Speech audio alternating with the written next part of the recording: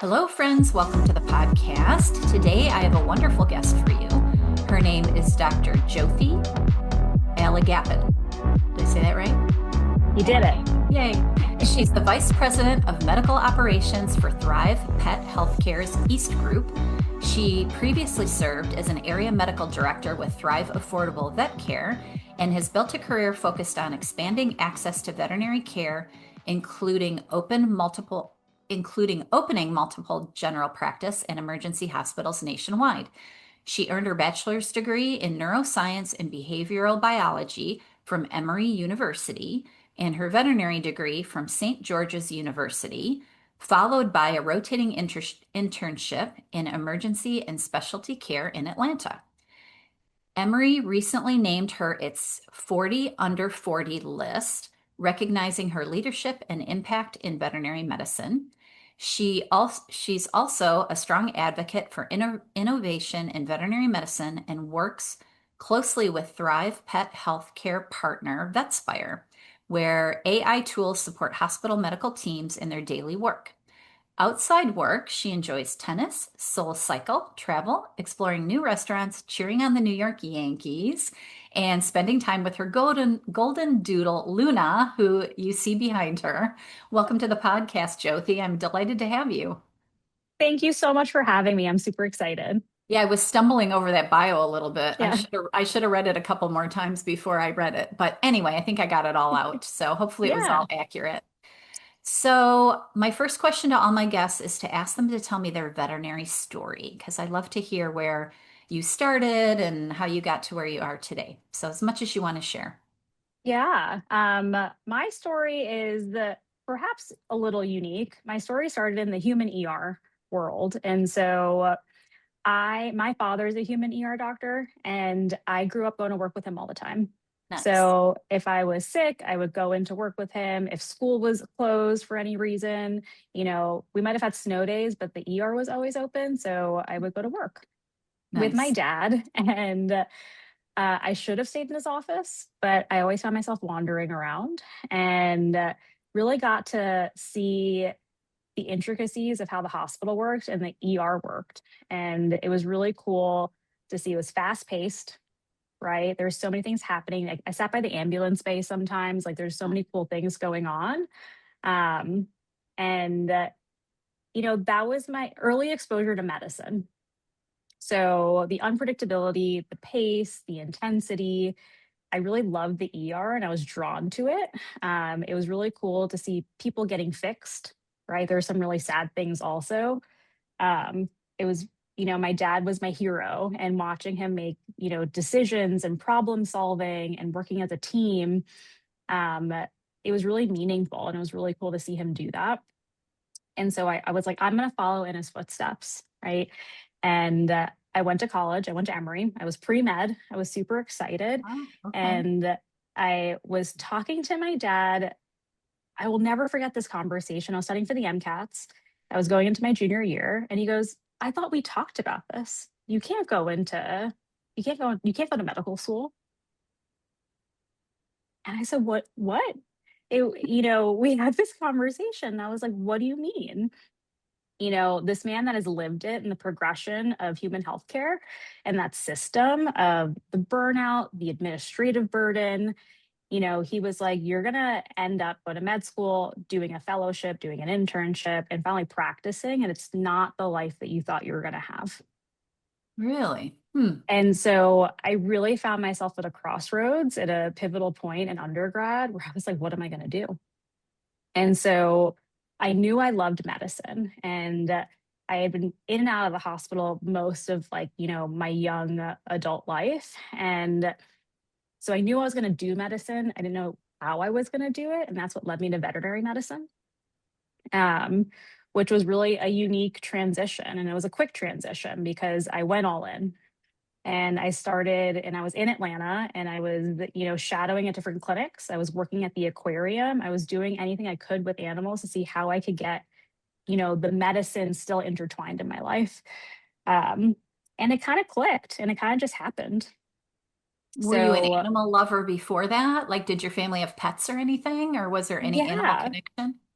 We grew up with a cat, and that cat is actually my dad was in medical school and just ended up like adopting a kitten, and that was our cat growing up. And so we loved animals. My aunt is a lawyer, and she's an animal rights, advocate. Oh, okay.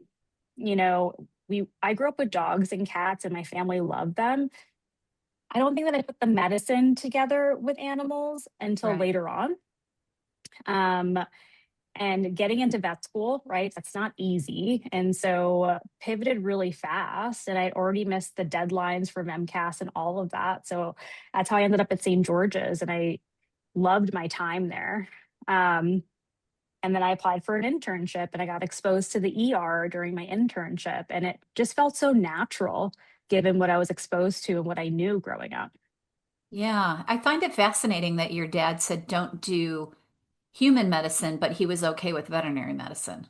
Was it We all because he loved didn't animals. know? Well, yeah, but Yeah. did he not know that it would also be somewhat stressful, or what was he you thinking? know, the stress is going to be there. I think he was worried about, the autonomy of how you want to practice medicine. Oh, And yeah.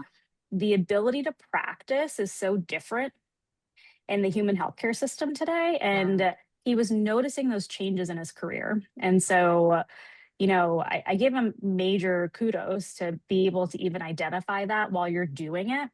and seeing, like, being able to foreshadow that and be proactive. Because I always thought I told everyone I'm going to be an ER doctor just like my dad. I still say that today because I kind of am. We just work with different patients. Right, exactly. Yeah, it's very similar. We have a lot. I like, after shifts we'll talk about stories together, and it's a little bit of the same. The medicine is actually, quite honestly, very similar, and it's been cool. That is very cool. So after you got out of the university, you went in, you did an internship and you became Yeah. an emergency vet. Yep. And early on, I started to notice a lot of those challenges that my dad had talked about. Um, Again, not about the medicine, but about the system, Mm, right? The inefficiencies. That first hospital that I was working at got bought by a corporation. I noticed inefficiencies, administrative burden, the changes. And then I sort of went to another practice to find what I was looking for with that culture, to be able to, practice the medicine that I wanted to practice. And that's sort of what shifted my path a little bit. If if anyone asked me in my first year or two of practicing if I ever saw myself in leadership, I'd be like, I have no idea. And I found it by accident. I said yes to an opportunity and to help open up a hospital. And it was that experience of being able to build, right, the culture, the team, the innovation of how we were going to have our workflow and our efficiencies. It really got me excited, and realized that, like, I can create a safe place for people and myself to be able to provide the best care we can for our patients. And that grew into multiple hospitals, into different states. And over time, my passion was about supporting veterinarians and veterinary teams. And just as passionate about practicing and being the veterinarian and for my patients. So, I learned about a lot about patient outcomes and what can affect patient outcomes. And you need to be able to support a doctor with the time and the tools, and just to be able to do a good job. So that's sort of that led me into where I am today, I think, right? And just like the systems and the operations and the medical operations, and technology and leadership and all of these things. But what got me excited about not just becoming a veterinarian, but also into the role I am. yeah. So your journey into leadership kind of kind of evolved into the interest in taking care of the teams. Yeah. That's what you liked about leadership? Yeah. I was trying to find a place where I was happy practicing, and I realized I wasn't alone in this. Yeah. And I've met so many people in my career that helped shape me to where I am at. And, realizing we're all looking for one thing, and like, what does support really mean?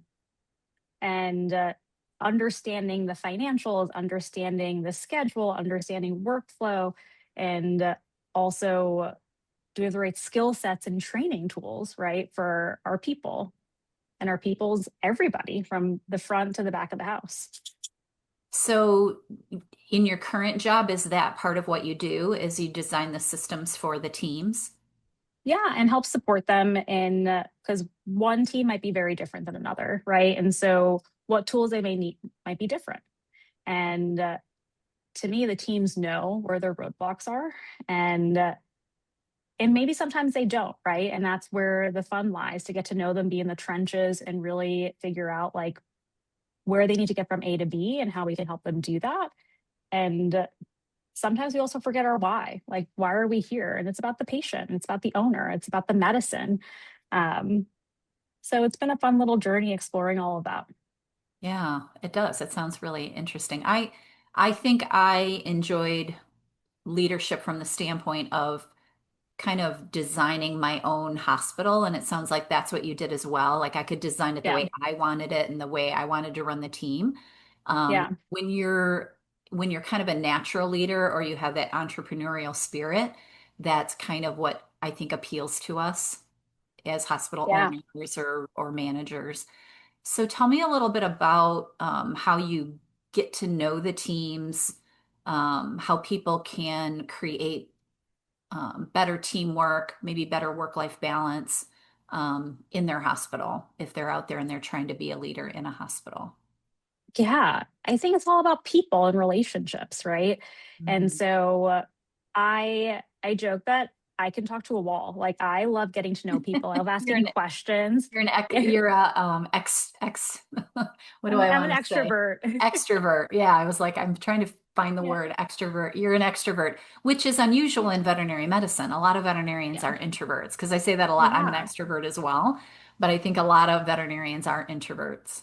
Yeah, and Yeah. like, what drew me to like veterinary medicine was the medicine, right? But, you know, what drew me into medicine growing up was in the human ER. There are Mm. people everywhere. You have to ask questions, you get to know people, you get to know families.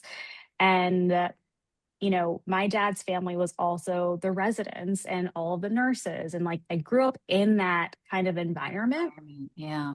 So to me, I just love getting to know people. And that's sort of the values that came from within my family. Like, we, on Thanksgiving, for example, like it's not just our family, it's whoever's in town. So we've got like 50 people over. Like, we are just so social and wanting to know people. And that's sort of how I approach walking into a new clinic or walking into an old clinic, right? Like, I walk into somebody else's four walls and I just start asking questions. I genuinely do care and I want to get to know people. Why did you choose this job? Why are you here today? What brought you to this city, right? Like, I think that shares a lot about somebody. And I don't know that we do enough of that.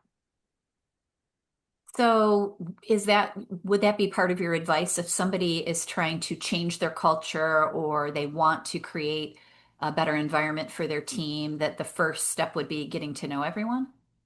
I think so. I think that's a good place to start, right? And like, if you might understand why you show up to work every day or what drives you, but if you don't know what drives your people, your doctors, your nurses, your CSRs, then you're never going to get anywhere, right? You'll all be working at putting so much effort into so many different things when you could be working together. And if you know what drives everybody, or you know what people's weaknesses are, and you can use that with their strengths, you'll be invincible.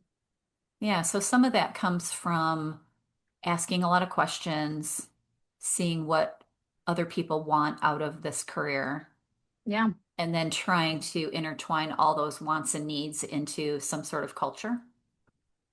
I think so. And that culture is so nuanced, right? And it's like how you work together. And we're going to have good days and bad days in vet med, right? Like, you don't know what's going to walk through the door sometimes. And so that resiliency is what's built out of that culture.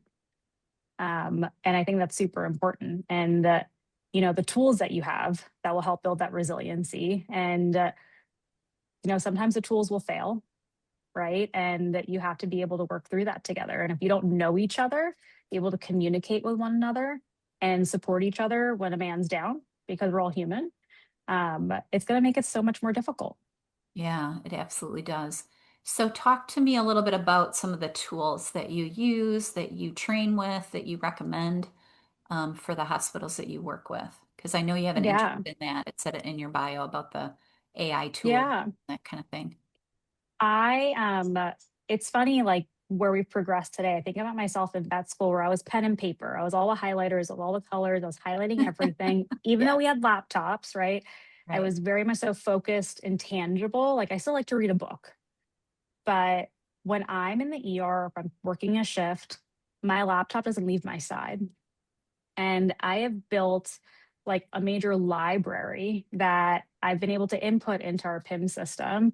And so we partner with Vetspire and be able to utilize like all of the I've collected over the last 10 to 11 years of, you know, all of my discharges, all of my, I want to auto populate all of my things for my chart. And I can input that into the system. And it, because of the AI tools that are integrated within it, it just populates it for me. And so, I can think like the last ER shift that I probably worked, I probably saw 3 seizure patients, right? And I love my seizure discharge. Like everything from how to monitor a patient that just was newly diagnosed and on medications and how to keep them safe. Like I love the verbiage that I've used. I have a doctor that I love and she loves her, bland diet excerpt, right? Like everyone has their own identification of like, do this part of carbs, this much of like boiled meat or whatever it is. right. Um, and so if you have the tools that are already everything's in there, it'll just do it for you. And so like there's so many tools out there, but if you find the one that works for you, it should support you. It's not going to replace you, right? Like do the repetitive cognitive things that you want to actually focus time in front of your patient. Um, than having to worry about that administrative burden on the back end. I call it button fatigue. I have a lot of that. You're Okay, always just like, explain that. What does that mean? Button I fatigue. feel, yeah, I feel like I'm always like clicking buttons, clicking my keyboard, copying and pasting when I want to be in front of people, Right. because that's what I love, right? I want to get to talk to owners. Our patients can't speak for themselves. And so, our owners are advocating for them. We have to advocate for them. But if you're not spending all of your time with them, and you're buried behind charts, buried behind paperwork. They're electronic charts and paperwork now, right? I have major button fatigue. And I want to be in front of my people. I want to be in front of my teams. I want to be surrounded by, like, that's what brings me joy. And even if you're an introvert to a certain degree, you want to be with your, like, people show up into this world because they want to, in the vet world, to be with their patients. Sure. Yeah, even if you're not a So, big people person, you still want to be in that yeah, room with the animals and actually yeah. doing what you were trained to do. The paperwork part of it is, for me, was always the tedious part that I hated. I like will never forget when my working ER early on, like I would spend a couple of hours after my shift doing all of my charts. Hmm. And that you had that intense burden, right? And pressure to get your charts done because the RDVM needs everything before they wake up in the morning. Right. So, my 12-hour shift was like a 15-hour shift. And that is not sustainable. Not at all. So this idea of, you've got AI tools that are transcribing for you, and they're doing even more than that today, right? Like to be able to reduce that administrative burden will reduce the burnout, but it's actually helping me work smarter. And my charts are still me, which is what I love. So still my words, how I speak, what I want it to say, and the technology is just working for me. So how do you implement that into, well, you have certain hospitals that you work with, but Yep. I'm assuming that through Thrive, you're getting new hospitals to work with, setting up these Um, tools. yeah. And so, you know, it's a good way to think about it. Like I've got some, and I think about it as a spectrum. There's a lot of veterinarians that are like change averse to technology. Hmm. And it also change is hard, right? It doesn't matter if it's good change or bad change. It could be the best thing in the world, a new tool, right? how do you implement, like if it's a new surgical tool, and how do you do that training? It's all kind of the same, but technology and AI is kind of scary. So, the one thing is I have to get to know the teams. I have to figure out what drives them and like what are their roadblocks right now, because maybe it is charting. Maybe they are not getting home on time to see their kids, or they're missing bedtime, or, they're 5 days behind on charts. Or maybe it's not charts that are an issue, right? And maybe it's that like they're just generally burnt out.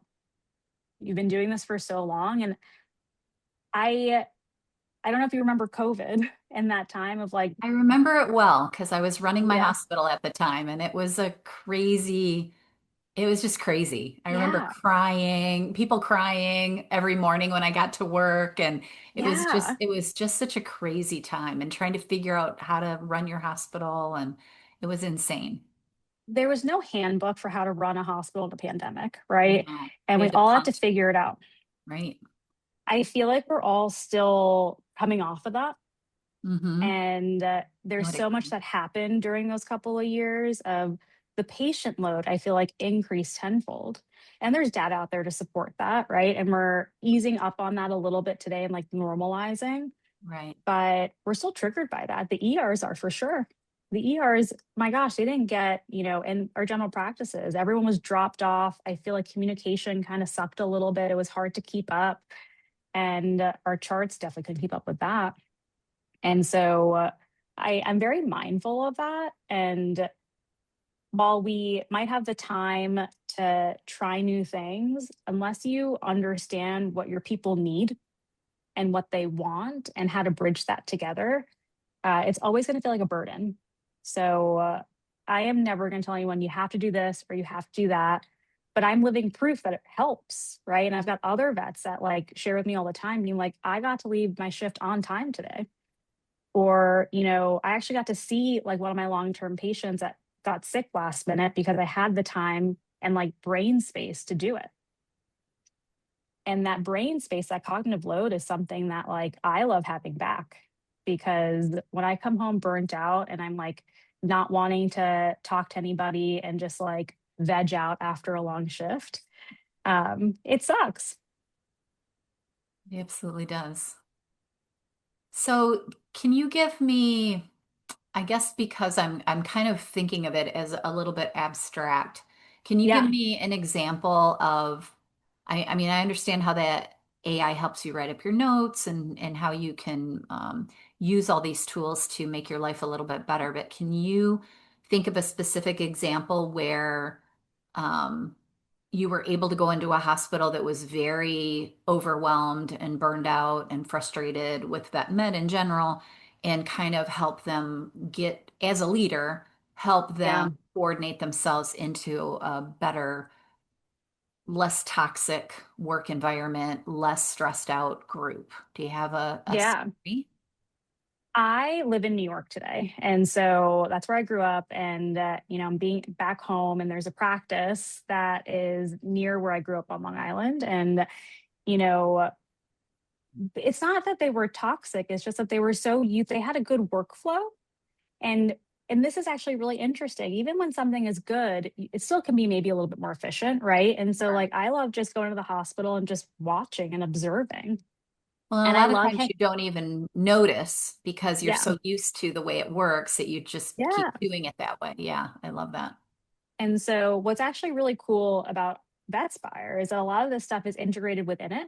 So you can still do your own workflow, but you can use the additional features if you want to. And so I like hanging out up front sometimes, hanging with the CSR, see how they answer phone calls, how they take in patients. And like my dog's name's Luna. It's the number one like dog name I know that It's very is popular. so popular. And I just sat there and I watched every owner come up and talk to both CSRs and be like, don't you remember Luna? How'd you forget Luna? Like, this is Luna. And I'm thinking to myself, but what about my Luna? Like, everyone's got a Luna or a Right. Bella or a Max. Right. And, within seconds, I just like poked one of the CSRs. I was like, just press this button. And there's a button that just summarizes the chart really quickly and it tells them what that pet's overdue for, what their chronic medications are, like all the highlights of that Luna. And they were like, this is so cool. And just seeing them light up and realize they'd have to go through 30 Lunas to find the right one. And that Luna's on the schedule. And it's funny because it was a Bella before that and like a Max before that. And they just click on the patient, click this button that summarizes it. And they were able to tell this person, oh, well, your Luna's, the appointment today is for rabies. And they also need this. Do you want to see the doctor? Maybe it's getting blood work. But that would have taken maybe 15 minutes to like go through the Right. whole system, open that up. And like going back a couple of weeks later, I feel like we're in this boom of technology and innovation right now that like it started. Every week there's something new or a new feature, a new upgrade. And going back to the hospital, you've got those new patients that come in with 300 pages being like, here, I'm here for my appointment that starts in 5 minutes.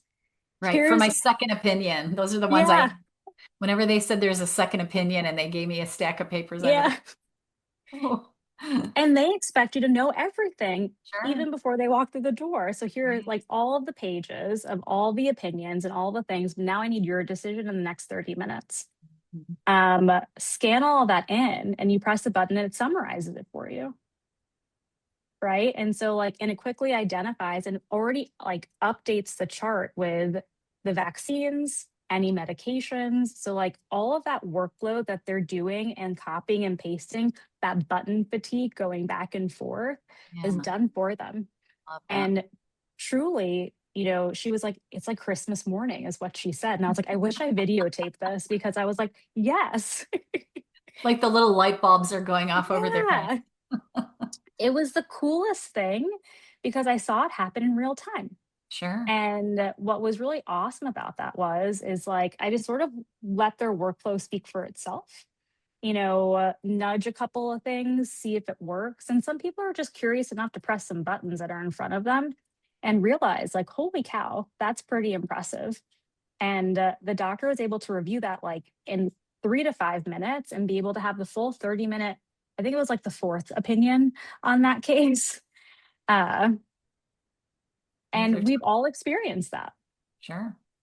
Yeah, that was one of the things that I hated. So that would be great if I had that tool, or I could just scan it Yeah, all in and it would tell me all of the high points. there it is. Yeah. I want the And details. I just want all the answers. yeah, and like what's really awesome is like, if you've had patients from the ER, right? I think about all those notes that I wanted to get done for the RDVM as soon as possible. Now the RDVM can also just press a button and be like, here, here's the highlight, was hospitalized. These are the medications got sent home with. This is what you need to recheck. Read the summary later when you have time, Right. because sometimes we're still pushing that out. Maybe it's like the morning of and they already have the recheck that day. Sure. Yeah. Well, that's beautiful.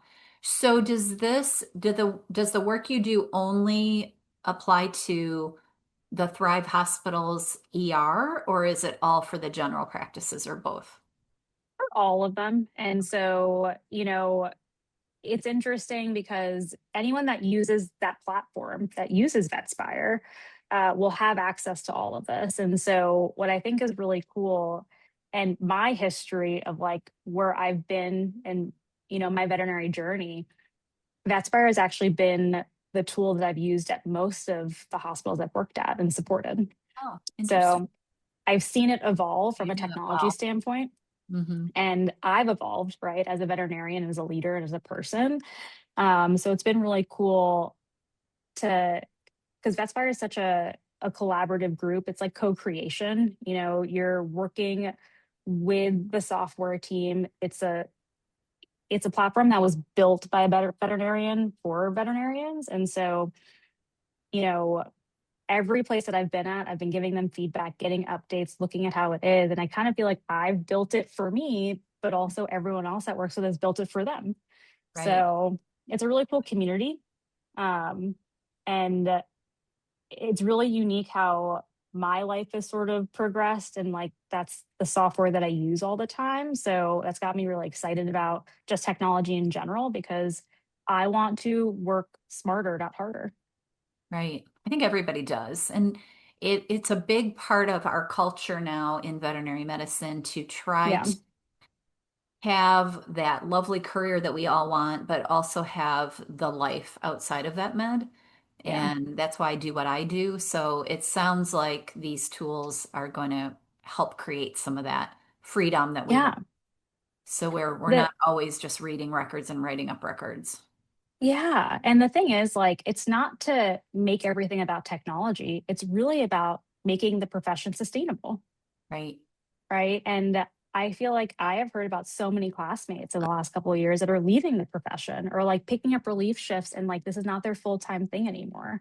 Right. And it's really saddening to hear that because we spent so much of our life learning and educating and helping to say, you know what, it's just not working anymore.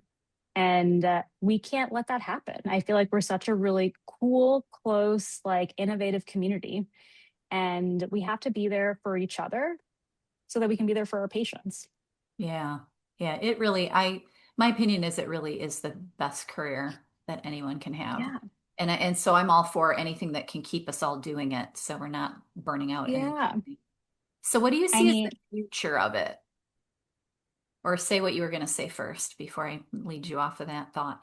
no, I was just thinking like, I'm so grateful for my dad being able to have that conversation with me in college. I was like 21, right? Yeah. And moving away from a system that he felt like was failing and not going to be able to support new doctors coming into it.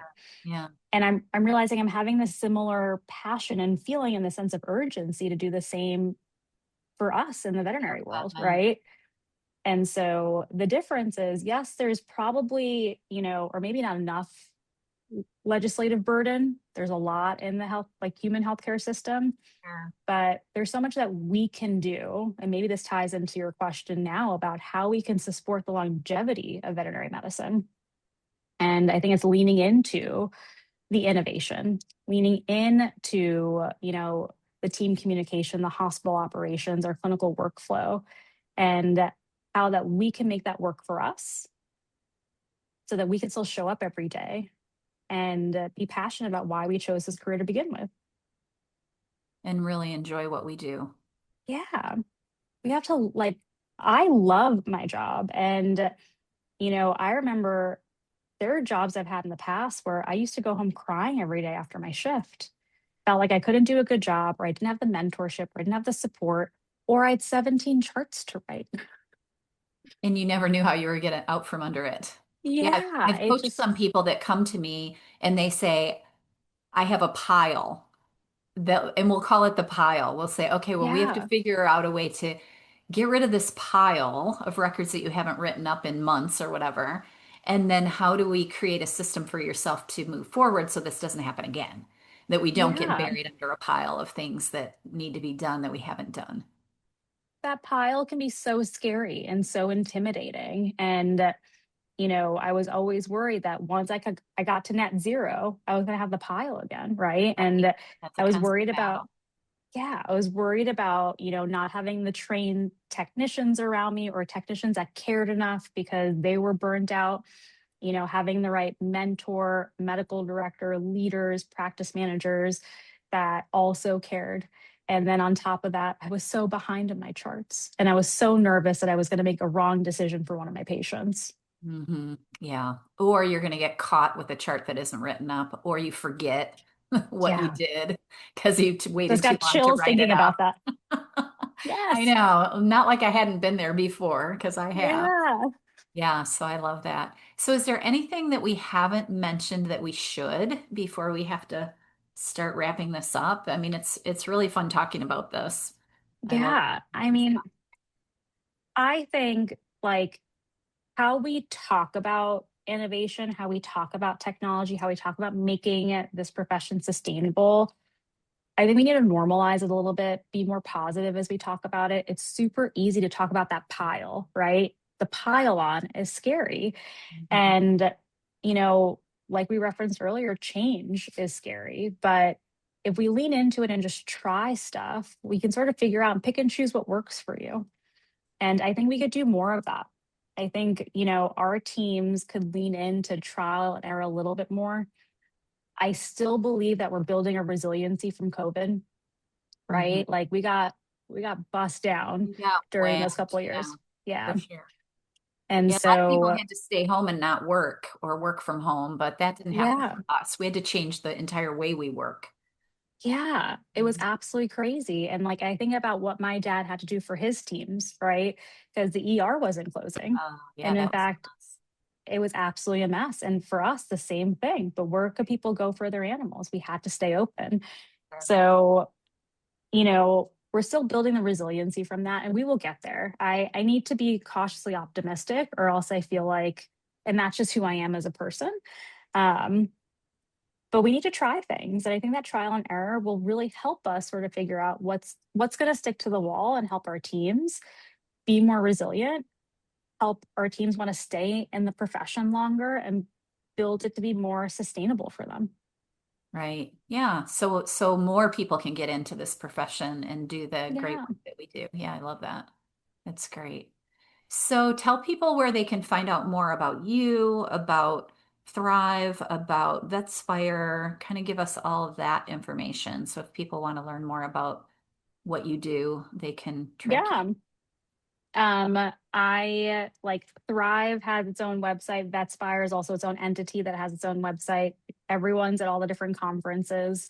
Um, what I love is that Vetspire, like you can reach out to them today if you want to get to know more about like what their features are, get a demo. They're really hands-on and like super like it's user friendly, and there's like they want everyone to try it, right? And so that's all available. You can just quickly Google it and it's there. I'm on LinkedIn. I feel like I'm on the normal places where veterinarians are. I'm around. If They anyone should be ever able wants to to find you chat. because there's probably not too many people named Jyothi. Yeah, I'm the only Jyothi that I know. So if you Okay. are named Jyothi and listening to this, say hi. Yeah. Hi, Jyothi. That's great.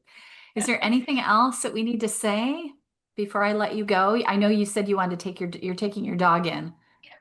I my Before we started doodle, this podcast, yeah, Luna has to go in for her injection, right? for her Cyto point. She's an itchy girl, and just a reminder, everyone to get your Cyto point when your dog starts itching again. So I'm overdue by like 2 weeks. Uh-oh. Typical veterinarian. Our dogs come last, right? Typical, typical, typical. But I get reminders all the time because our system lets me know that I have failed to. I'm 2 weeks overdue. So we're gonna get that done today. It makes you feel like a failure. I Yeah. love it. Well, this has been super fun. Everyone, this is Dr. Jyothi Alagappan. And did Yes, I say it right?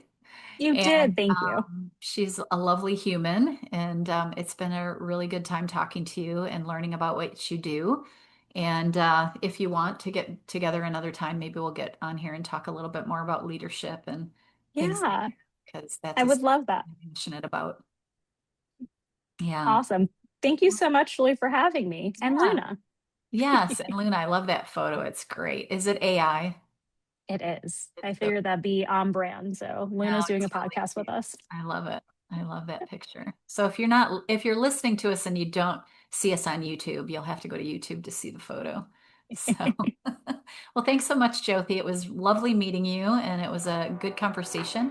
And hopefully, we'll do it again. Thank you so much. I'll talk to you soon. Yeah, have a beautiful week, everyone. Bye. Bye, Jyothi. Bye.